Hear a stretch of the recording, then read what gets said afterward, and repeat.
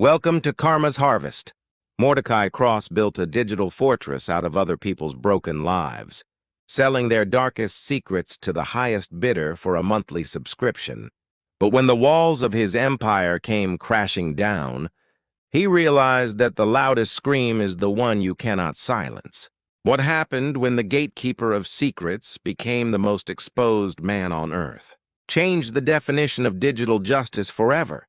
Have you ever wondered if your own shadows are simply waiting for the right light to find them? Mordecai was not a traditional businessman, he was a curator of misery. He operated the Shroud Exchange, an invite-only platform where users paid thousands to read the unverified scandals, leaked emails, and hidden recordings of celebrities, politicians, and even ordinary neighbors. He justified his cruelty as radical transparency, claiming he was a hero of the truth. He lived in a brutalist concrete mansion, shielded by layers of encryption and non-disclosure agreements that kept his own identity a ghost.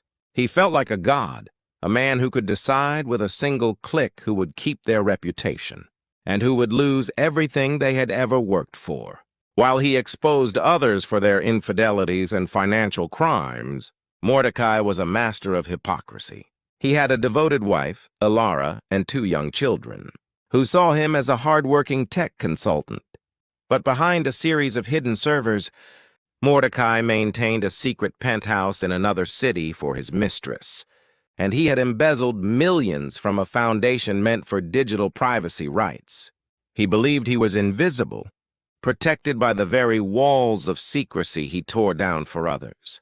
He would often sit in his dark office, watching the subscription numbers climb as another family fell apart because of a file he had released.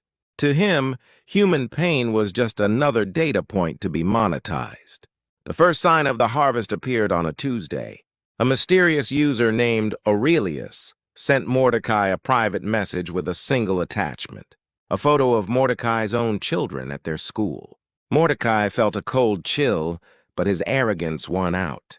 He doubled his security and laughed, thinking no one could penetrate his high-level encryption. He decided to host a live-streamed grand reveal event for his top-tier subscribers, promising the most scandalous secret in the site's history. Thousands logged on, credit cards ready, eager to watch another life be destroyed for their entertainment. As the countdown hit 0, the screen didn't show a new victim.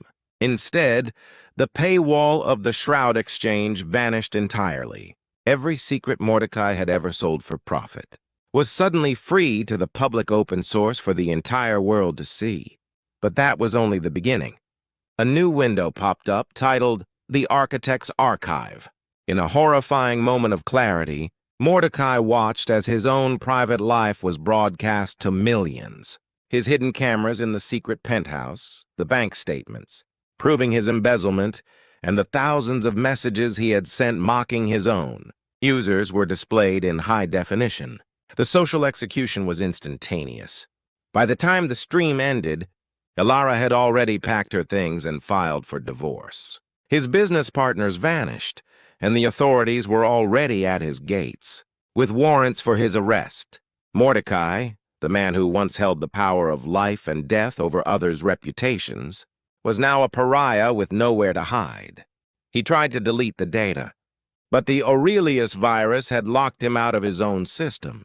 He was forced to watch, as his name became a global synonym for cowardice and betrayal. Mordecai found himself in a cold cell, the very silence he once sold now weighing down on him like a mountain. He had no voice left in a world that knew everything about him. But the most unsettling part of his downfall wasn't the loss of his money or his family. It was the realization of who Aurelius actually was.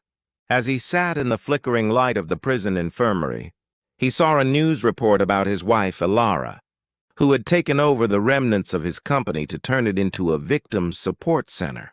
She looked into the camera and gave a subtle, knowing smile, the same smile Mordecai used to give when he won. Who was the true mastermind behind the Aurelius hack? And what secret did Alara keep from Mordecai during their entire marriage? The web of betrayal is far more intricate than a simple hack. If this story reminded you that what you sow in the dark eventually grows in the light, make sure to subscribe and turn on notifications. You won't want to miss part 2, where we reveal the final, crushing blow dealt to the man who thought he knew everything. What would you do if your entire search history was made public today? Let us know in the comments below.